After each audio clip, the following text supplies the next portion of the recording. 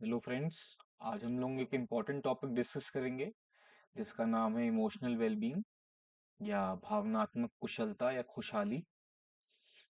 अब इसके पहले कि हम लोग इमोशनल वेलबींग को डिस्कस करें, हम लोग ये डिस्कस कर लेते हैं कि इमोशंस क्या हैं। According to American Psychological Association APA, emotion is defined as a complex reaction pattern involving experiential, behavioural and physiological elements.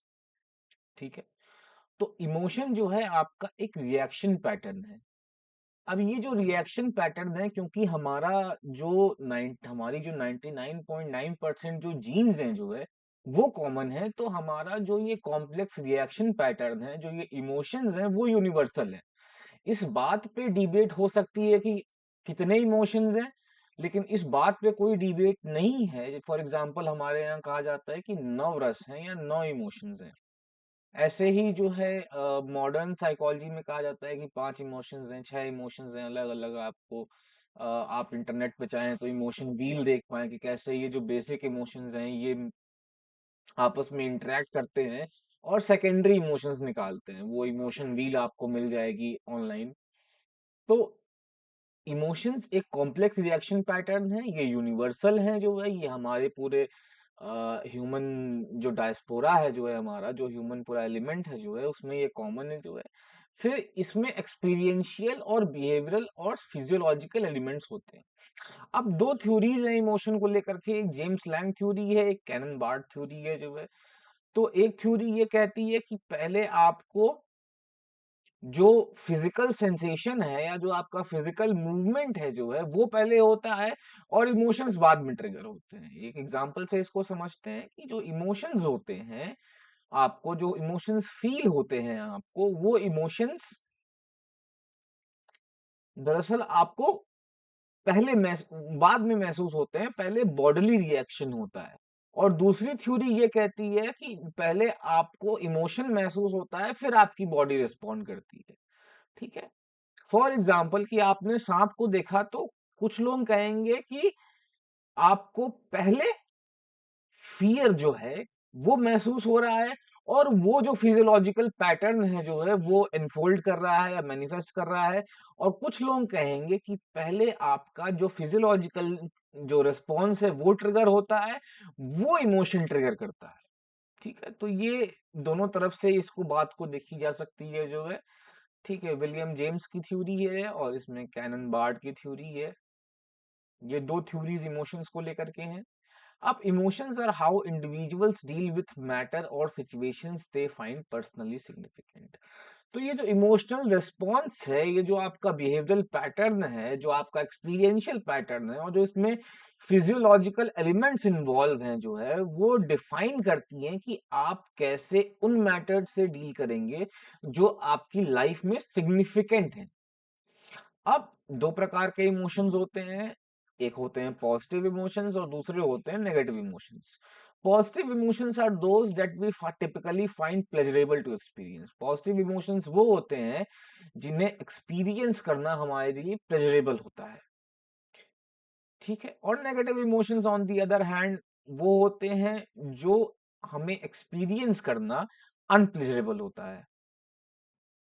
अब पॉजिटिव इमोशंस के एग्जांपल क्या हो सकते हैं? Joy, happiness, satisfaction, contentment, interest etcetera. और नेगेटिव इमोशंस से क्या example हो सकते हैं? Fear, disgust, anger, sadness, rage etcetera. अब हम लोग अपने ओरिजिनल टॉपिक पे आते हैं जो है, या जो हमारे टॉपिक का पूरा जो मेन की एलिमेंट है जो है आज के डिस्कशन का जो है, जो कि है इमोशनल इंटेलिजेंस, उस पे हम लोग आते हैं। और emotional intelligence represents the ability to perceive, appraise and express emotions accurately and adaptively। तो आपने एक चीज सुनी होगी, आपने एक कीवर्ड सुना होगा, आईक्यू।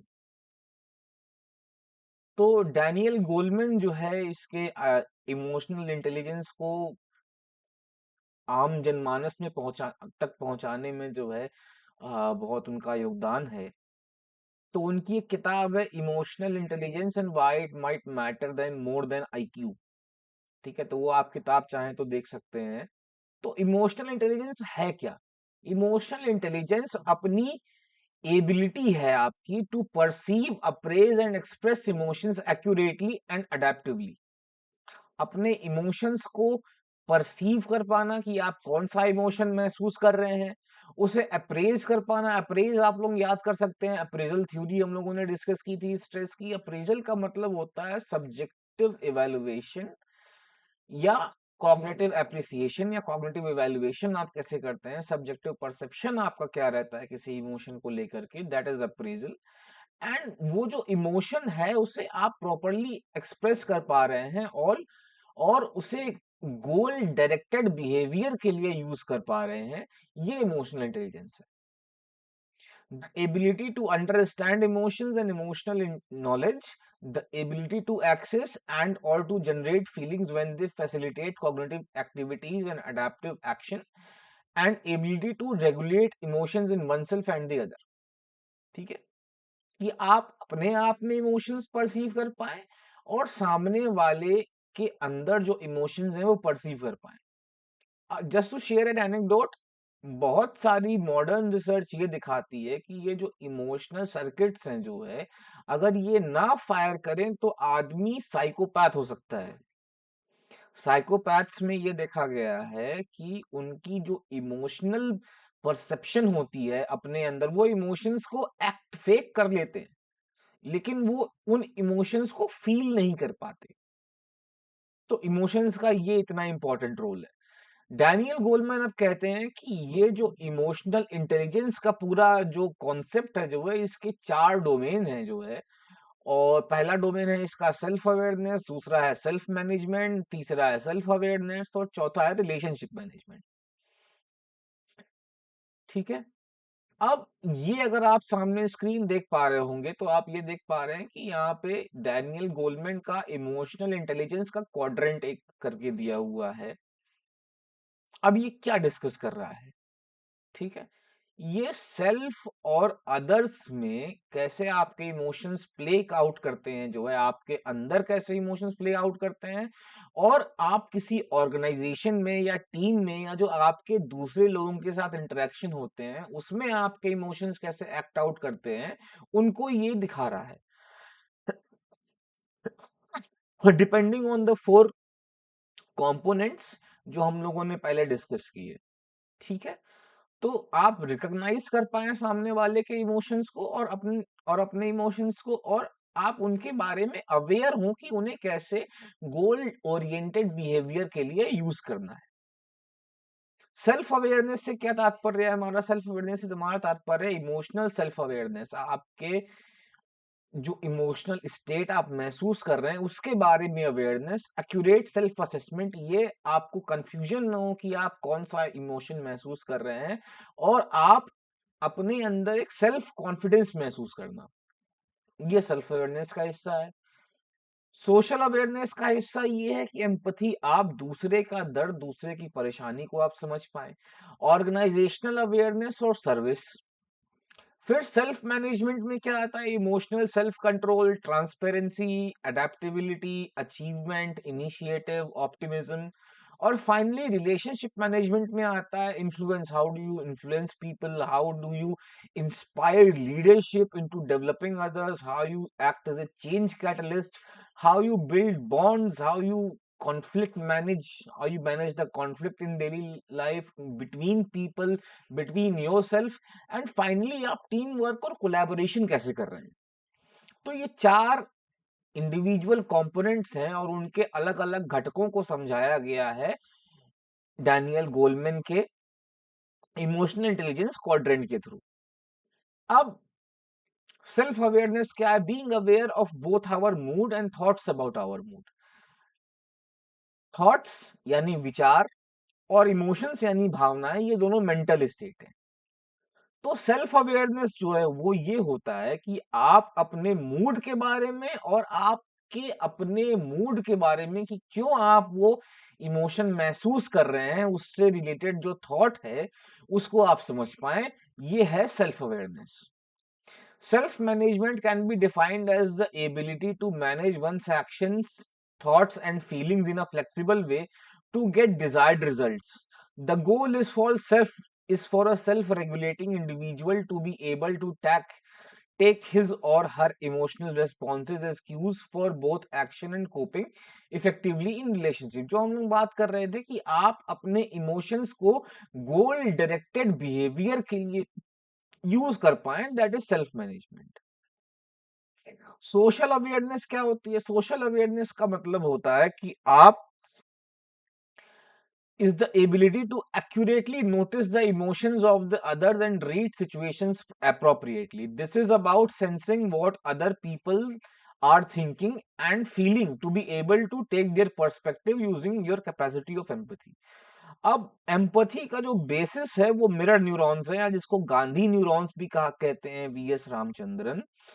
तो ये मिरर न्यूरॉन्स क्या हैं और ये इमोशंस के कैसे प्ले आउट करती हैं? तो 1995 में एक बड़ी अच्छी रिसर्च हुई जो है, उसमें ये बताया गया, उसमें ये देखा गया बंदरों में कि जब एक बंदर सामने जूस का गिलास मतलब सिप कर रहा था स्ट्रॉ से, तो सामने वाले बंदर के अंदर भी हमने वही रिएक्शन, वही हमने फायरिंग पैटर्न देखा जो है, जो कि हमने उस बंदर के अंदर देखा जो कि बैठ के जूस पी रहा था। तो हम एक दूसरे के भावनाओं को, हम एक दूसरे के एक्शंस को समझ सकते हैं, और उसका एक न्यूरल जो बेसिस है वो आपका मिरर न्यूरॉन है।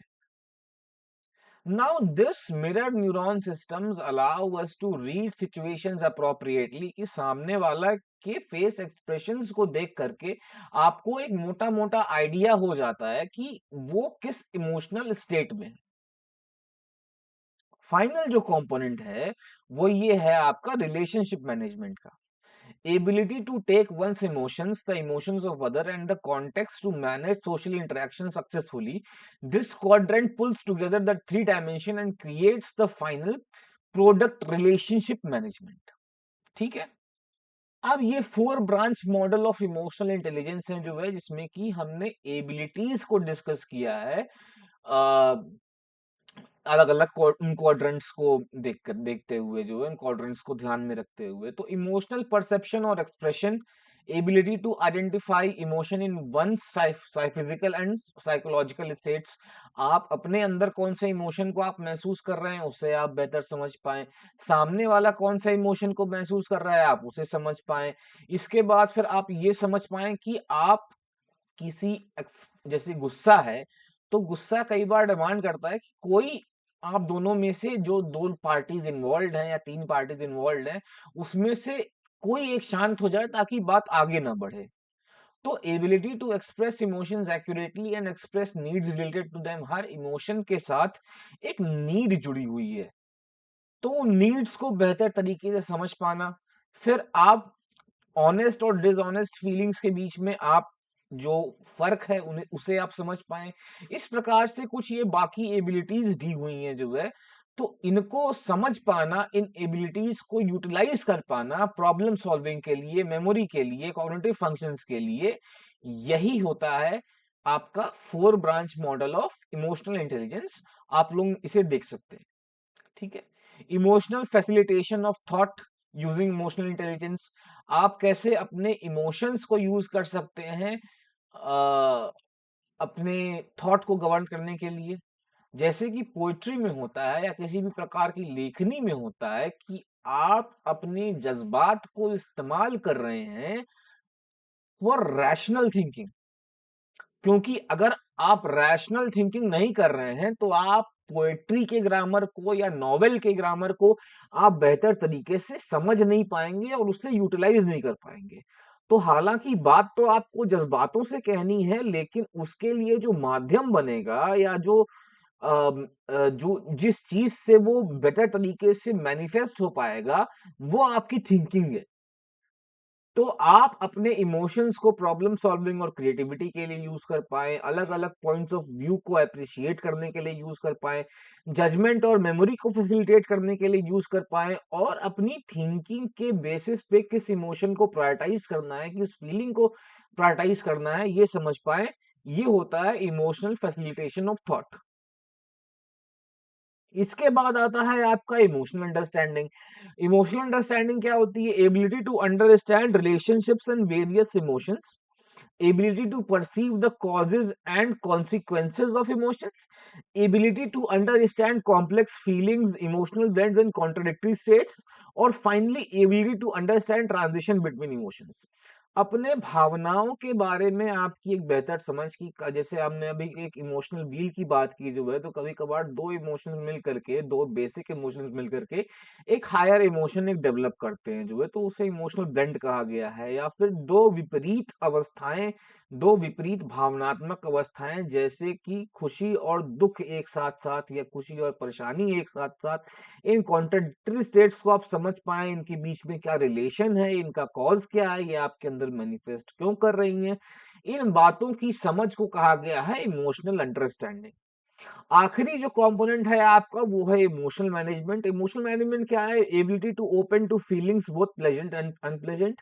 लाइफ जो है कभी आपकी, वो कौन सा गाना है ना, वो कहते हैं कभी नरम नरम कभी गरम गरम, तो वैसे ही आपकी लाइफ भी जो है कभी प्लेजेंट है कभी अनप्लेजेंट है। अब इसके साथ आपकी ability to monitor and reflect on emotions, ये एक इमोशनल मैनेजमेंट का एक कंपोनेंट है।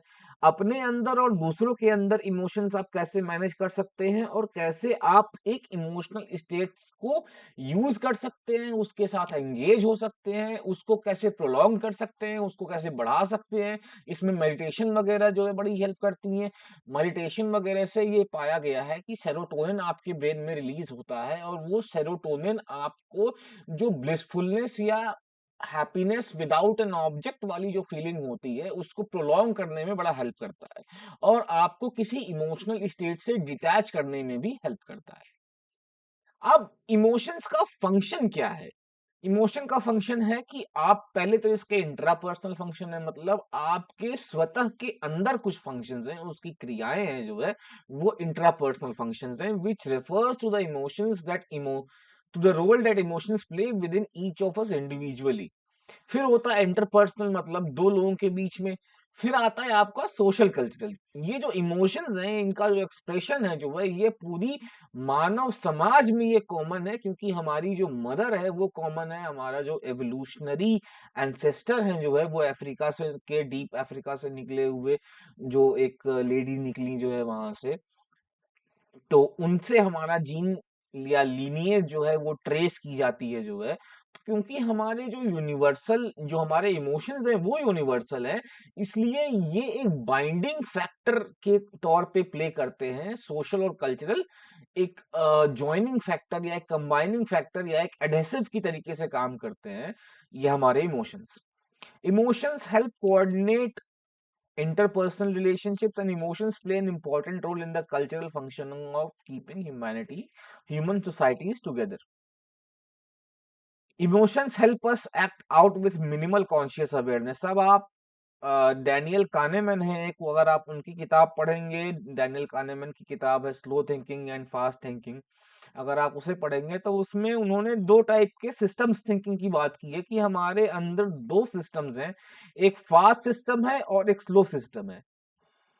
जो फास्ट सिस्टम है वो आपका इमोशन से जुड़ा हुआ है, जिसमें आपको कॉन्शियस अवेयरनेस नहीं लानी पड़ेगी। अब इसको एक एग्जांपल से समझते हैं कि आपको, फॉर एग्जांपल, आपको शेर दिखाई देता है या आपको सांप दिखाई देता है, तो आपको सोचना नहीं है कि आप इसको इससे कैसे डील करेंगे, आपके पास उतना टाइम नहीं है, आपको तुरंत भागना है, so as to protect your life. ठीक है, तो ये जो आपका काम होगा, ये मिनिमल कॉन्शियस अवेयरनेस के साथ होगा।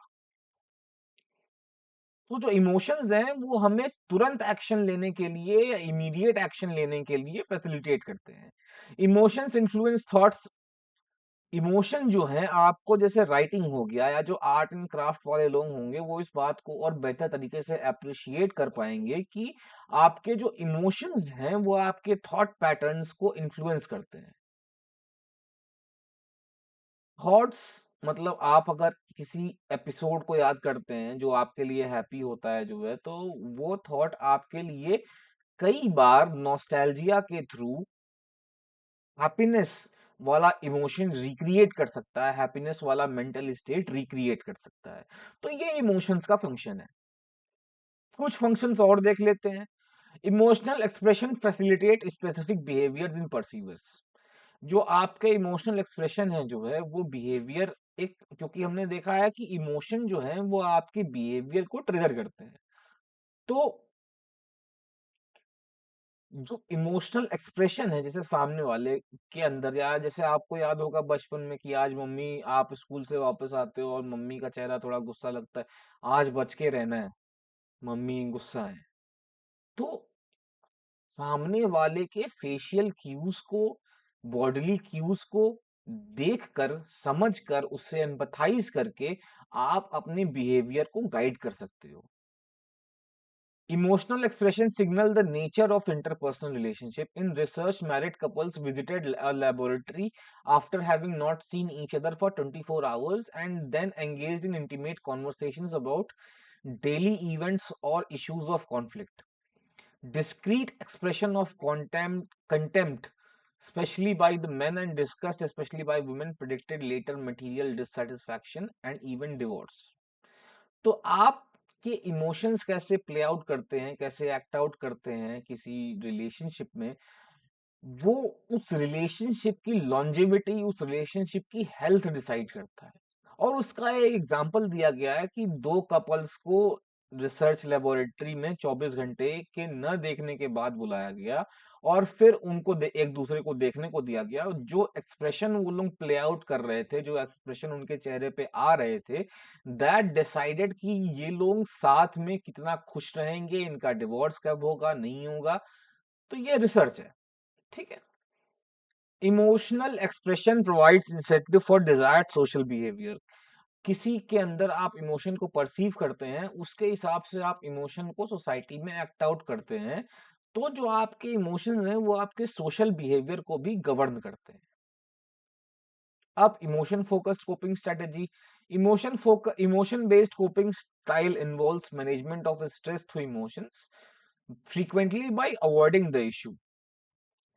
When the individuals engage in emotion based coping, he or she is actively regulating the emotional reaction that the problem elicits rather than attempting to change the stressful situation itself.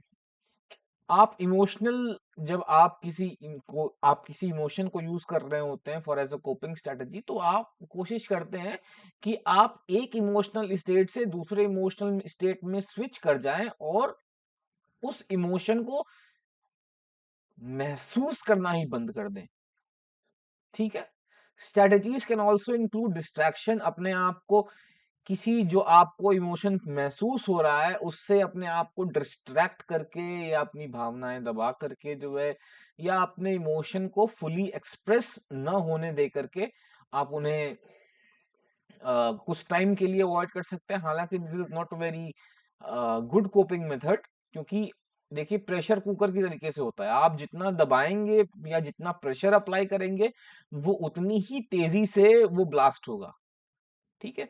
तो suppression of emotions is never good. हमारे यहाँ इसीलिए हर प्रकार के negative emotions हमारे Indian society में, या Indian literature में, या इंडियन फिलोसॉफिकल लिटरेचर में गुड या बैड इमोशंस या पॉजिटिव एंड नेगेटिव इमोशंस की जगह नहीं दी गई है। हमारे यहाँ कहा गया है कि अगर if the moment brings fight, fight with totality.